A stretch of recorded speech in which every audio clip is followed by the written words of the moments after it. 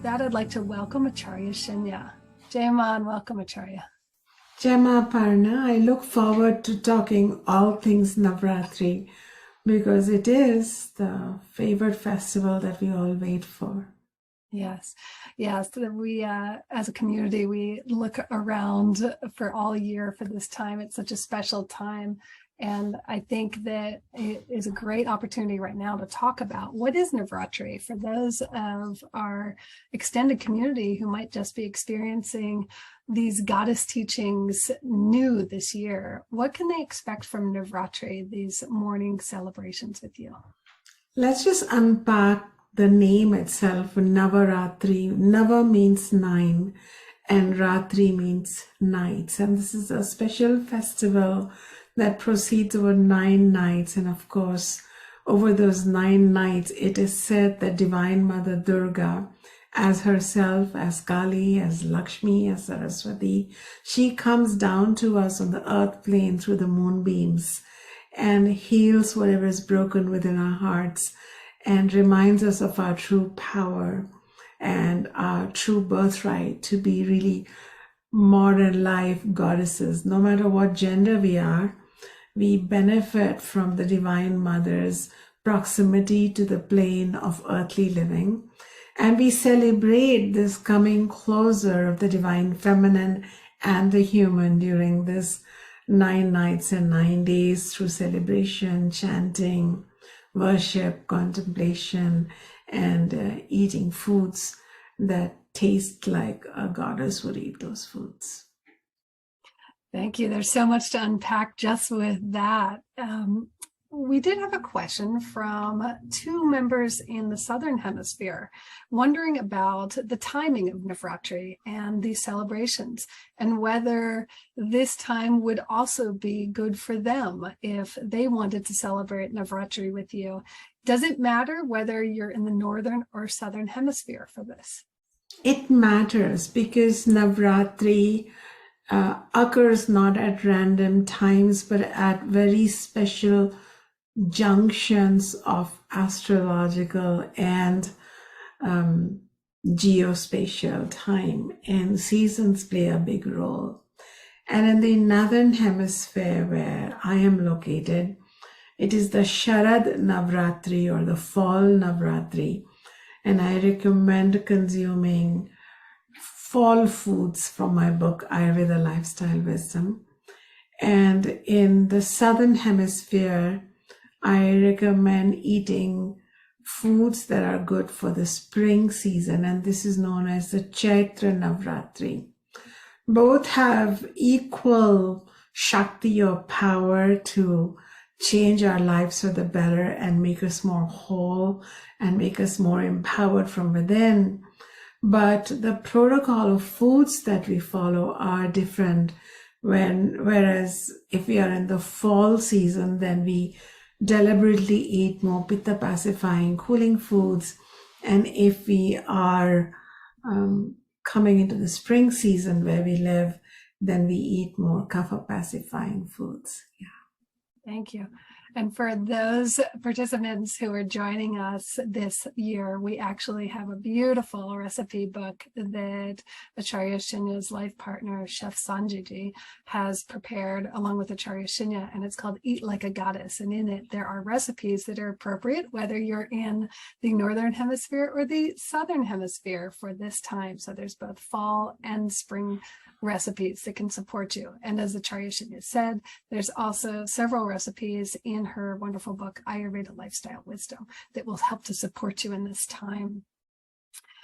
So what would you say, Acharya Shunya, is maybe the biggest misconception of the goddesses? Is there anything that people might not understand about this time and celebrating the goddess time that you'd like them to know about? I think that's a great question, and a misconception that keeps us estranged from our own feminine wholeness is culture, religion, language, where we think that these goddesses are bound in a specific culture, therefore relevant only to a specific religion and applicable to people of that certain, part of the earth. But the fact is that these goddesses, Durga, Lakshmi, Saraswati, are eternal, timeless archetypes. In fact, my newest book, Roar Like a Goddess, presents them as archetypes for modern liberated womanhood and humanhood. And connecting with these goddesses awakens sleeping power within us of self-determination, of self-discipline, of our inner power. So let not those layers of culture hold you back from exploring Navaratri.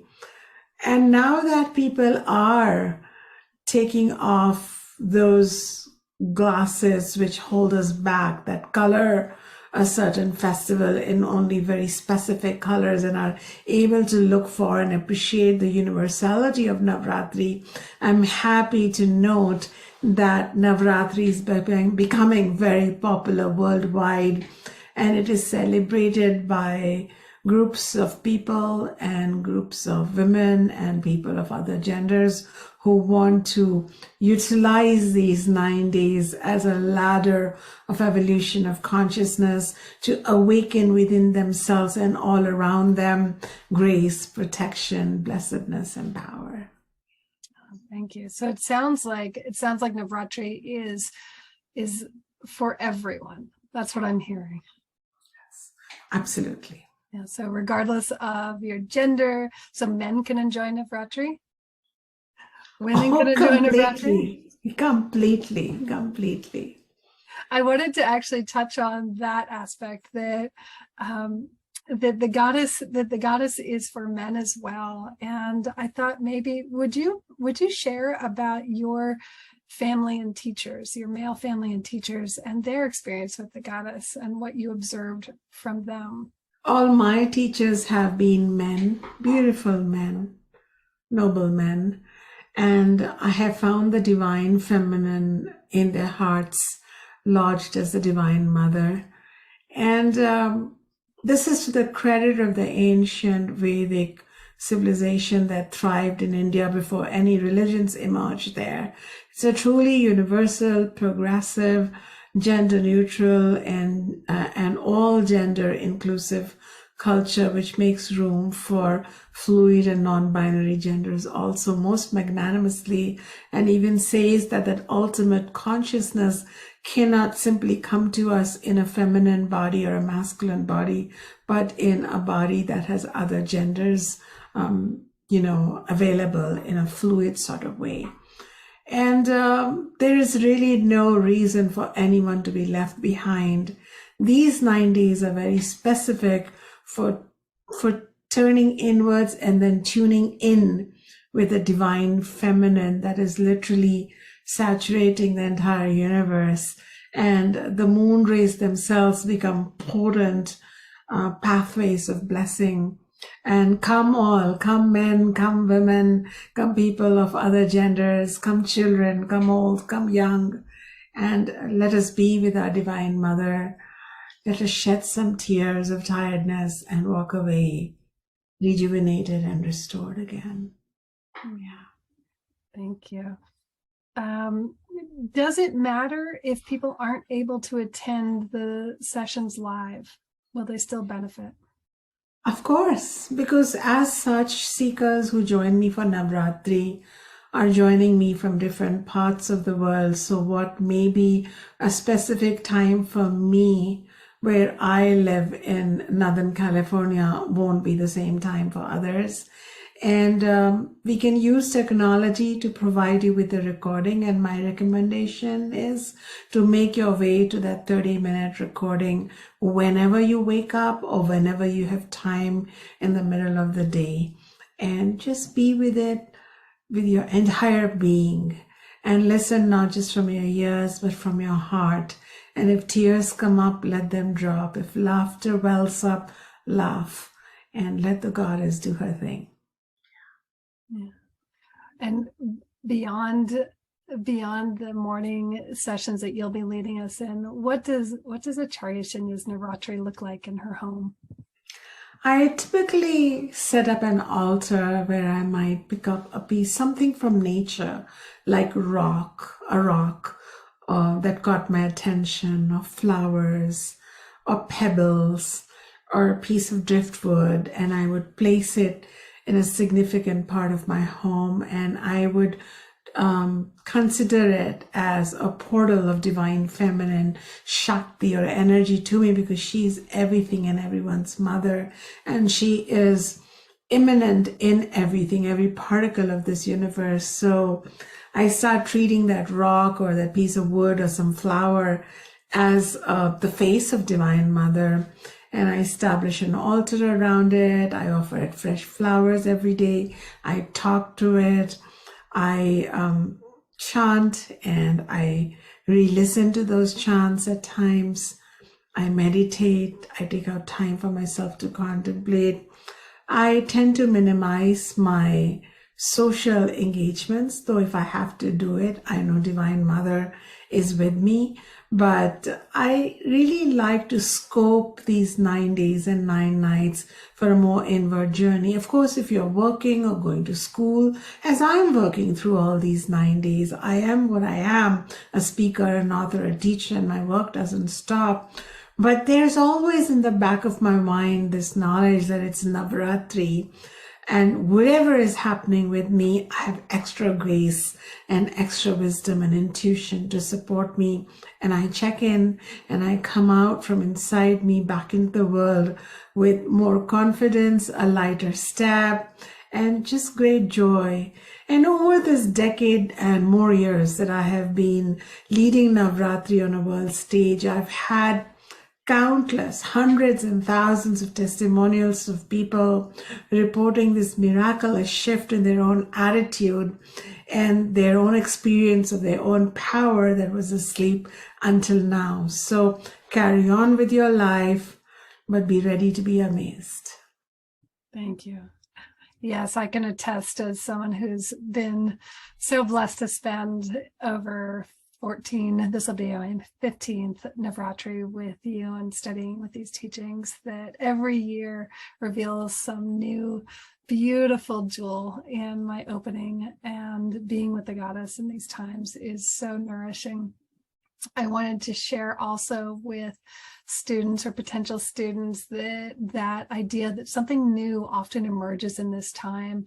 And there have been some amazing things that have emerged from Navratri within our tradition and our lineage, including your most recent book came. And I wondered if you could briefly share your experience with that during Navratri.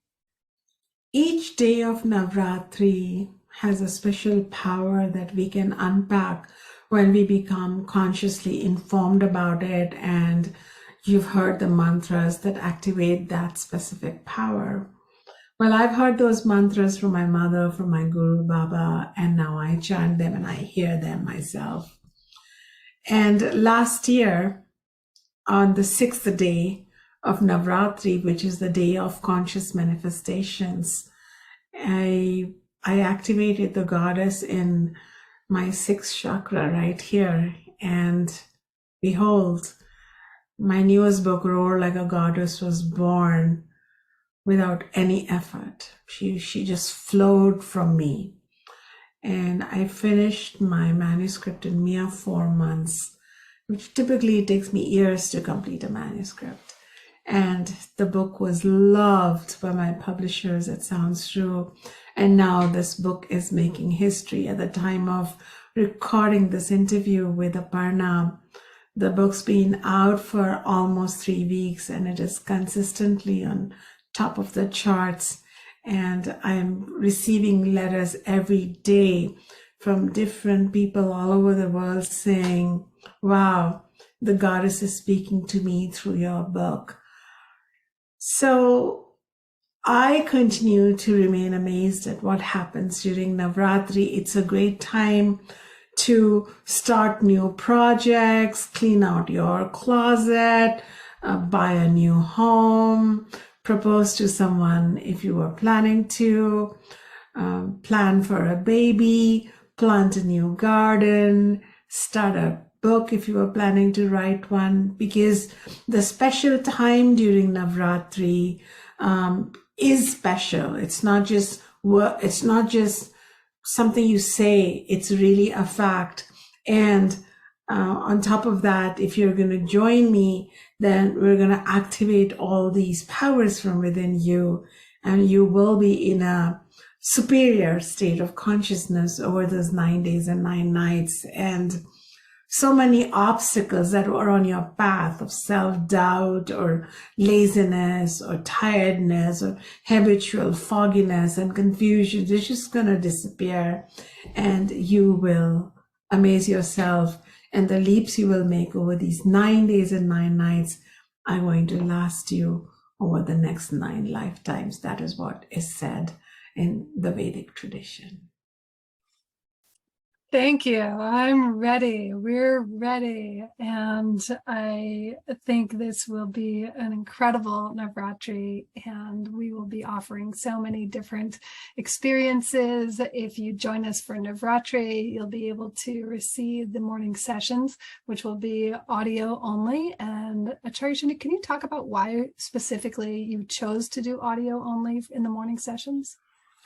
The audio is enough for the morning sessions. The speech of the invocator is known as Shruti, and Shruti is the heard tradition. It arises from my heart in which dwells the mother, and you download it into your heart where the mother shall be awakened, the divine one.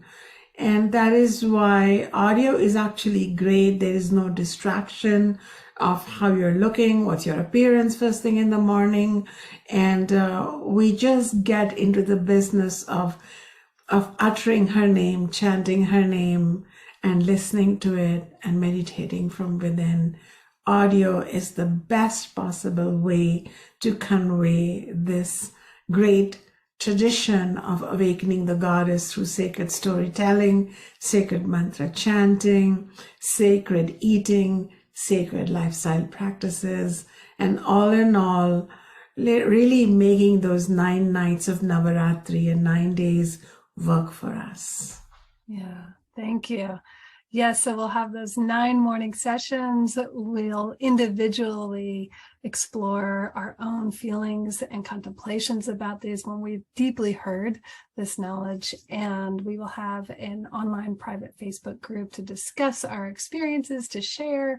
And then after Navratri, we will come together with Acharya Shunya and have a beautiful retreat. And that will have video and interaction and question and answer sessions and a wonderful time with Acharya Shunya and each other. So I'm so grateful you were able to take the time to talk about this. Is there anything else you'd like to share? Anything you'd like to tell people? Well, this Navratri, I am being joined by beautiful Aparna for supporting your journey. And then I'm also being joined by Nina Rao, a world-famous chanter and kirtan artist. And I think something beautiful awaits you. So probably I will see you during Navratri, and if not, my blessings for a happy Navratri are with you. Thank you. Jai Ma.